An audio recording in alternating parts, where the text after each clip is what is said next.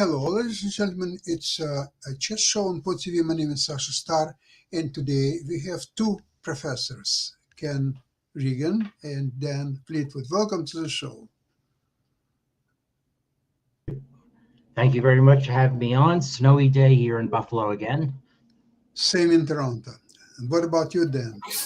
I'm in transit at Reagan National Airport. Oh, wow. Okay. Wow. It's bright and sunny here. Okay. Nice, beautiful. Well, next week I will be in Florida. Hopefully, we'll get some sun there. So let's talk about today the America Cup. I think it was a fantastic event with two distinguished winners. Of course, Wesley So and Alice. I forgot her last name. Alice Lee. Alice Lee. That's what it was. Repeat. Yeah. Yeah, I was mesmerized yesterday by this rapid playoff between her and the Carissa. Forgot her last name. Carissa Yip. Carissa Yap. Yeah. Carissa Yip.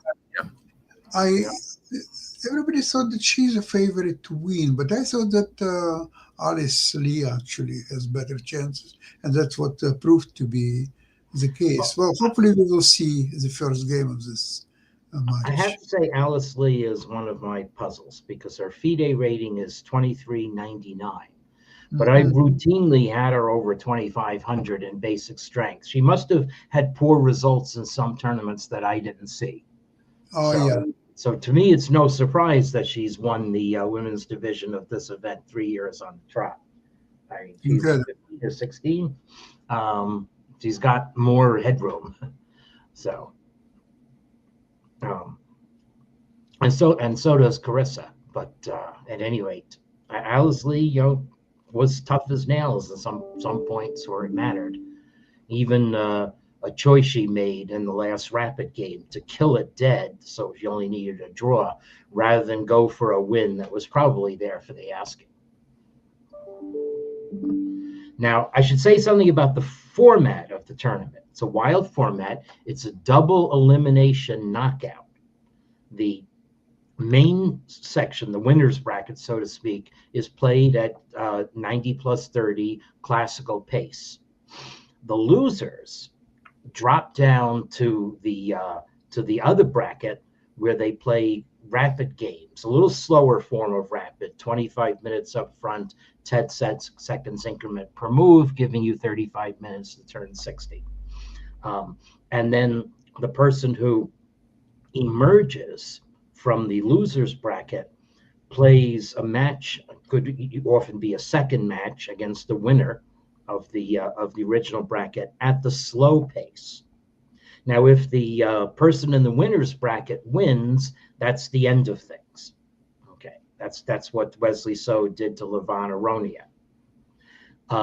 But if the loser's bracket player wins in the second match, then they play a third match. But since they both lost once, they play by the rules of the loser's bracket in rapid. And that's exactly what happened with Alice Lee and Carissa Yip. Compounding the fun is that tie breaks in both brackets are blitz.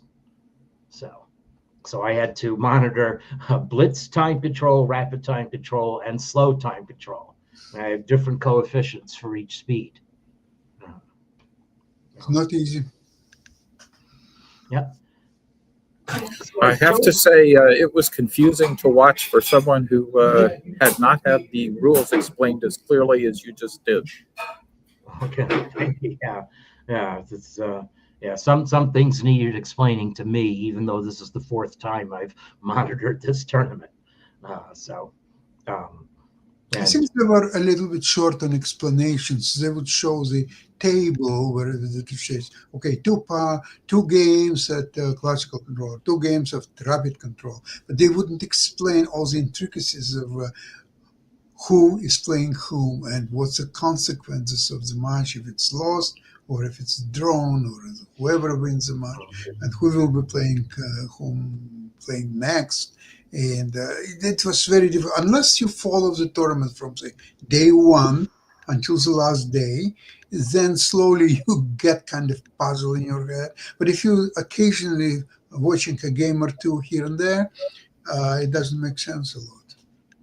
Yeah, that's right. The confusing element for me is that the games were not sorted chronologically. I mean, usually, when you have a Swiss tournament, 1 round per day, 2 rounds per day, the rounds are chronological, so the games are chronological. Whereas I had to hunt for new games, so I searched by date. But sometimes the dates on chess.com are wonky too, so it was a little bit of an adventure. Yeah. I missed one of Arena Crush's games for a while during the event. But Well, I actually like the rapid playoff at the end because I thought it was over when Carissa Yip had won the Armageddon game in the first match. So right, that was just the second match right, against. exactly. Yeah. I found that out later. So, yeah. So, okay, I've chosen 3 games for the event. The other thing that's notable is that with the women, it was really the youngsters. I mean, we had Rachel Lee and one other winning early on, defeating Arena Crush and Anna Zatonsky. Whereas in the guys bracket, it was the oldsters, Caruana, Aronian, and So were the main story of the event throughout. those also they were rating favorites anyway, in Right. spite of being older. Mm-hmm. Yeah. So I have a really good game to represent Wesley So, that won him the match defending the winner's bracket, as I put it. So I'll share it here. Tell me when you see the board. He is white against Levon Aronian, Yes. and this is a starts as a Gyoko to be a game, and then Aronian decides to mix it up. And maybe Dan, you can tell me about this opening. So you're seeing the board yet? Yes, we see. Okay. So basic way of playing the various ways to get into this kind of formation. And now Aronian plays actively with the bishop on c5, continuing as more in 2 knights defense fashion. And then after this move, rather than play c3, for instance, so trying to set up right away and maybe not commit a formation, Aronian decides to open the center. Now, is there a track record on this? Dan, This is thematic. This is thematic in similar lines in the Berlin. D5 as early as move 5 is completely sound there. Here, maybe it looks a little premature, but I don't know this exact line well. Yeah, well, the engine is giving a plus 0.4 to white, and now white wants to. So normally, what the engine is saying, white can safeguard the long diagonal for the bishop by playing a4. I would rather play a3 here, but it doesn't bang the drum as loudly. It's also, of course, rook e1 is a natural move, putting pressure on black center. And now black drives white's bishop back to b3 rather than it could have been nestled away on a2. And bishop g4. So this now, again, optically over the board, I think black is fine. Black is ahead in development, has the center, has restraint on white's pieces. The engine is giving half a pawn advantage to white. I mean, some of it is initiative, but still, this is, I guess, is researching chess with engines. I would never plan to go into this with white if I were just analyzing chess over the board. I always try to avoid having my knight on f3 perpetually pinned, although it must be said white can dissolve the pin, and that's the point of white's next move, white's whole plan. So I don't know. So black decides to capture, and now relying again on center and strong points, but white does have the bishop pair. Okay, let's harass that bishop a little bit, make it go back off the long diagonal, then king h8. So white's White's edge is a little bit persistent. The engine wants black to trade off the dark squared bishops to get rid of White's bishop pair, and I have to say it's probably the move that I would play. But Aronian, not having used much time, so still in some sort of prep, I would imagine, spent 3 minutes on the king move, but had not used much time up to that.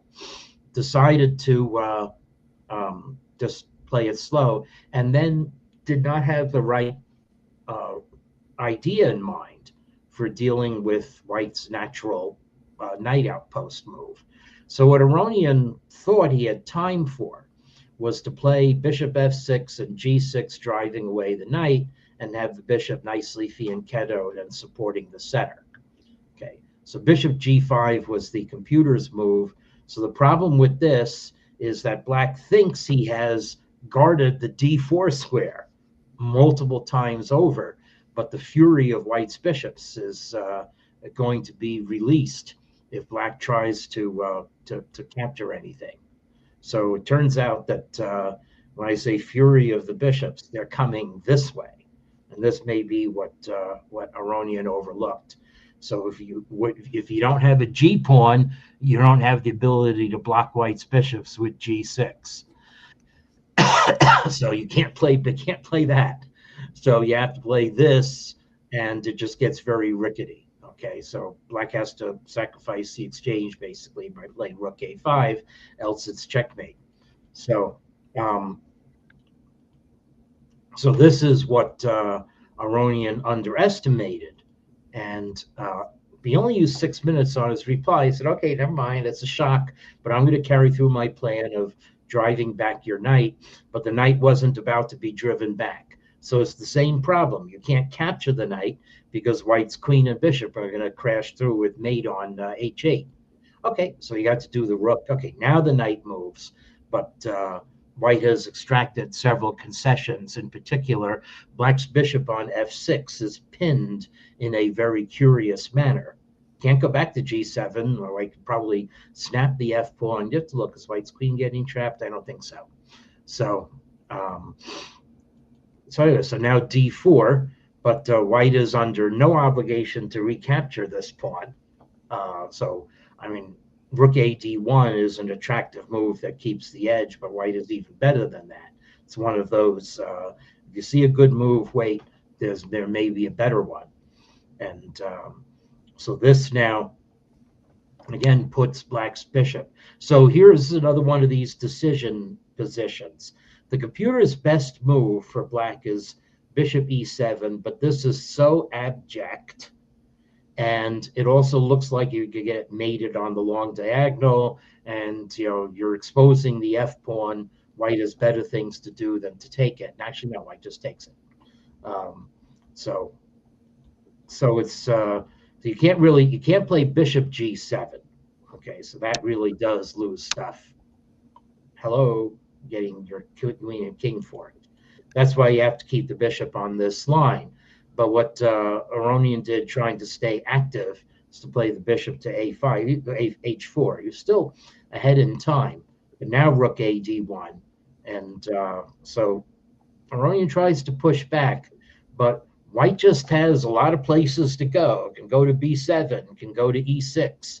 This is maximum activity for just one pawn. So Aronian tries to cut down White's attackers, but already has given back that pawn. And now, so it's just very awkward for black. You can't play bishop g5 because White just takes it and loses and wins the knight. So black tries to keep the queen, guarding the knight along the h file, but now that just lets White waltz in and win the bishop that way. And black gets a few checks, but now the game is basically really over. And so finishes off in a very nice fashion. White doesn't have to play with a flourish. Even just bishop f4 wins. But, if you have enough time on the clock, you can calculate things like this. So we're going to evict black's king. And queen g8 is mate, isn't it? Wait, is queen g8 mate? No, it's not. White's bishop is not guarding g8. So you play this. Okay, and now White's knight comes in to deliver the final blow. White's up in exchange. This is just disastrous. Um,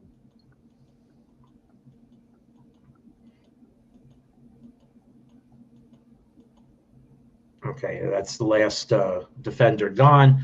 And so it's funny. It looks like there may be some checks for black here, but that too is an illusion, because when you play here and you play here, White's knight is guarding the squares, and even if you play the queen, even if you could play the queen down here, White's knight would still interpose with check. So there is no perpetual check here. So Aronian gave up.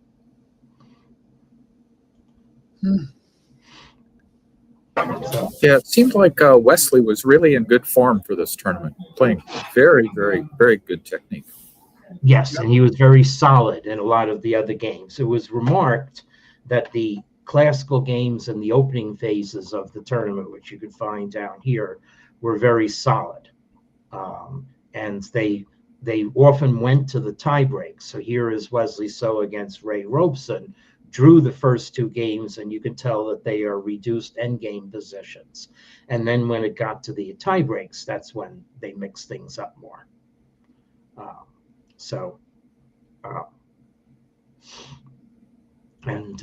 Same thing with Sevian. Although Sevian won his game against match against Leonard Dominguez in regulation, but Erwan de Leon had two endgame draws to begin that quarterfinal. And Caruana did dispatch Abhimanyu Mishra quite well. So yes, but very solid. And here was Wesley So's play in the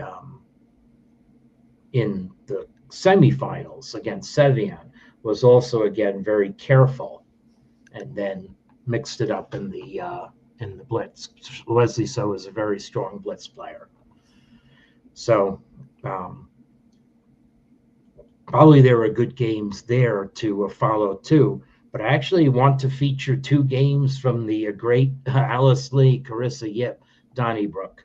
Okay, this must be Alice Lee's. Wait, oh this is a blitz, one of the blitz playoff games. So this is her blitz rating. Again, crazy low. So this is a blitz game, but it really is a Donnybrook game. So good game to show.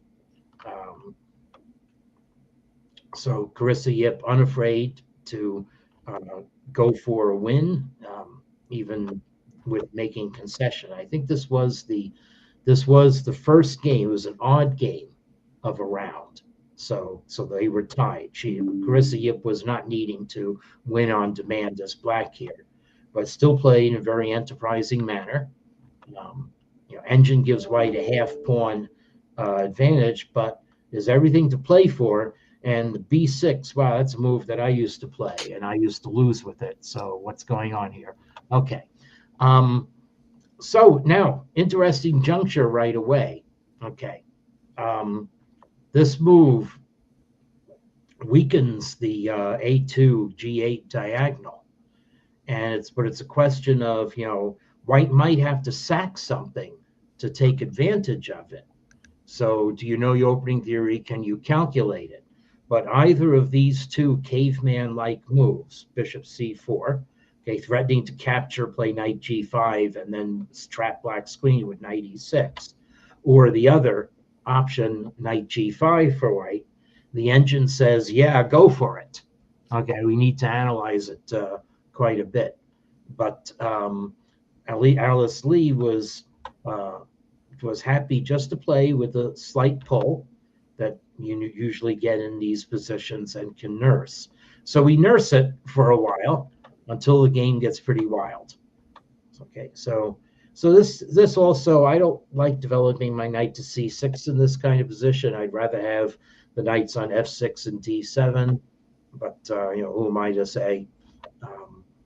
So White decides to just play with forces in the center, and White has actually probably objectively lost most of the advantage now, but very solid, everything to play for kind of position, and things can get fairly wild even with more reduced material. So we're going to reduce the material still more. Okay, this to me now is optical equality for black. Black's knight on a5 is doing good things. And black has the pawns on the opposite color from the bishop, unlike white. So black's position is a little more sensible strategically. And the only reason the engine is still giving white a tiny plus is that white does have the nice center pressure on the E file, which probably outweighs what black is doing on the C file. But nevertheless, we trade some more pieces. So now black has the better bishop, and the computer does say, okay, yeah, dead even, and only if white plays queen d1 to defend the A pawn. So definitely advantage black as far as the conduct of the game, but it's hard for black to do something. Black has to, the minority attack idea with b5 is there, but that's not what black does. This is where the game is going to get wild. So white, I guess, tries to restrain the minority attack idea, although b5 is the computer's recommended move, but Kharissiev's blitz, down to a minute. Just play solid and then make Luft, make a nice pawn wedge. I don't know what that move is really for. It does, however, it's like waving a red bull to white's idea of opening the king side to get some play over there to counteract black's queen side. And that's even more after black keeps her good bishop. So now student body right, as Yaz would say. Okay. And already here, black, is being a little sing-song. So that move is given a question mark. And it's time for white to get things going with g4. Or if you don't want black to be able to close with h4, you can play h4 yourself first and then play g4. But okay, well, we do something else. We incurse on the a7 line, and black actually has to start thinking about getting rid of white's attackers, in particular blocking on d6 so that you can play rook c7 and neutralize the 7th rank. But in fact, black does not do so, and the 7th rank becomes the conduit by which death is delivered. So bishop g7 this way, so maybe underestimating the danger, but there we go. Already black has to defend something on the 7th rank. Okay, and now things get wild again. So white can just keep a dark square bind, maybe worried about black's b4, but play here, and if black plays b4, then white can just ignore what's going on here. Okay, we capture, and we are ganging up on f7, and you can't really defend it except to play this. But now once you do that, other leaks are going to spring. I'm just going to pause and capture this pawn, and black is completely tied up. So so that's so white could have, but in blitz it's hard to see these things. So white decides to come the queen side way, and well, black does her thing, but now is miscalculated the very blunt thing, or it's completely overlooked the very blunt idea white has in mind. Black is thinking white's going to play rook a6, rook 1 a6, and that is in fact what white played. But the blunt idea would just play rook e7, and black cannot really stop the gang up on f7. And in fact, the e8 square is not even available to black's queen. Okay, rook a7, queen c8. But now white starts getting together and realizes, oh yes, I can. I don't have to defend what's going on c3 because it's only one pawn in this way, and I can start ganging up on the 7th rank.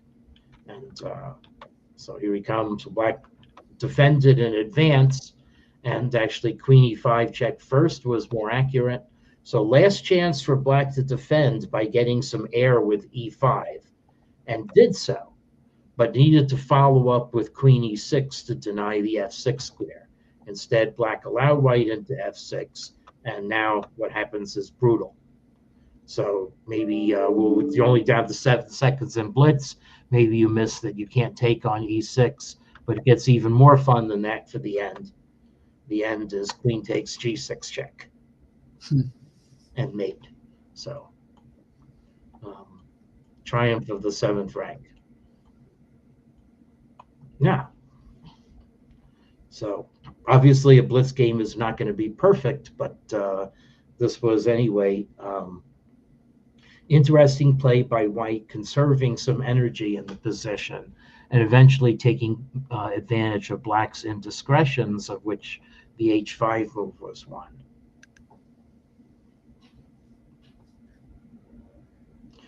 Well, I have one other game. I should show a game where Carissa Yip plays to advantage, and this is a slow game against Anna Zatansky. And again, just very nicely conducted thematically by black.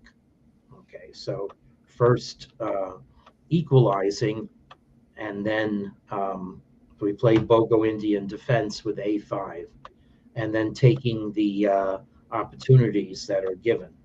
Okay, so e5, this is how I would play this kind of position. So I already like what black is doing. And unlike other Catalan positions, the Fianchetto white bishop is actually not exercising a whole bunch of influence on the main diagonal. Because in this position, black can play c6. White can't challenge it with b4, b5 so easily. And if white plays d5, black will happily block with c5, or maybe block by capturing on d5, because black has the better bishop with a pawn structure like this. So c6, okay, so the g2 bishop is blocked. Black reinforces the strong point. Nimzowitsch would like this the way white is playing. Black is playing, massive overprotection of e5, but just putting the pieces on their most harmonious squares. And Zatansky decided to release the tension. And already you could see from the clock times that Zatansky has expended almost 30 more minutes and maybe is really hesitant about what kind of plan to do. So you capture in the center. Are you going to follow through with queen f5? Did you calculate it? Does the moves by the knight on d7 bother you? And I guess she decided not to. She didn't want to put a piece on e4 either. Didn't want to play e4 for a quick f4. White's rook is on d1 anyway, so that's mistimed. So now Zatansky decides to play like this, but black's getting in the move g6 is a nice tempo, because bishop f5 may arrive with tempo. So he trade off some pieces. The engine still thinks white is fine, and white was able to play this move, taking advantage of the discovery on a8. But the question is, what does it do next? So white decides to play c5 rather than b5. The engine actually wants white to play b5. Okay, so thereby taking the Catalan bishop out. And then bishop f5 gains a tempo, and I guess we just play chess. So this is, in fact, exactly what I would do. I would gain the tempo, and then I would block with c5. Okay, and black to my eyes is fine. You can also, if you block with c5, is white playing b6, g6, b6 or something? No, white is playing bishop e4, preventing the putting the bishop on a good square. That's why you want to play bishop f5 first. Okay. So anyway, but that's not. But Zatansky actually played more thematically to put the pawns on dark squares. So now her bishop is good. I won't say it's better than black's, because the e5 pawn is still the main pawn in this position, and Carissa Yip has very craftily led white to block her own bishop in. Okay, so we just play this position. White has a strong square on d6. Can we use it? That's the theme of this position.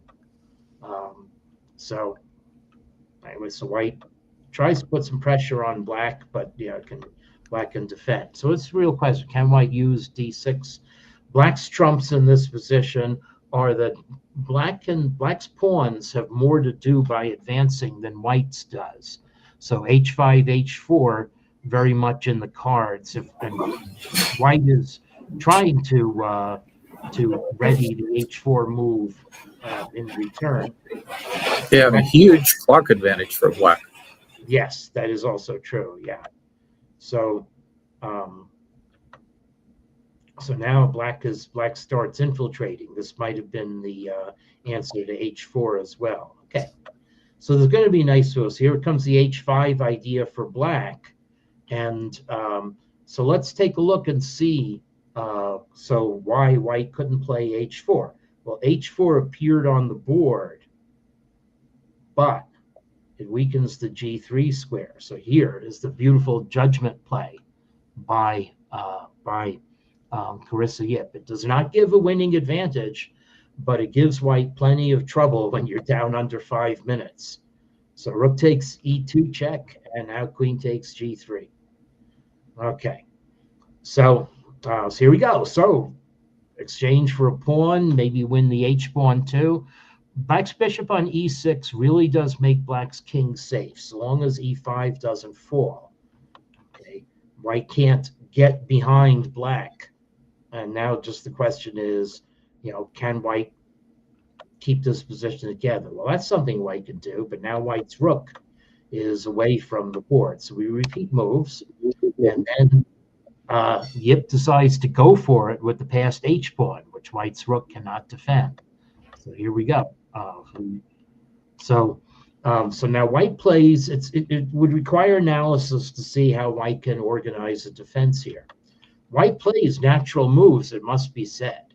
Okay, why can't white capture this pawn? It's because black's speed racer is going to come first. So white decides to try to. I don't know what the idea of that is. I guess the idea is trade queens and white's king can pose the pawn, but it's a miscalculation because Yeah, I think the idea was to not lose on time. Right. Yeah, you're right. There's 2 minutes left, so this is just a miscalculation. Whichever way white's king goes, it's bishop mate, and that was the end of the game. So. Well, it's a triumph of youngsters over the veterans.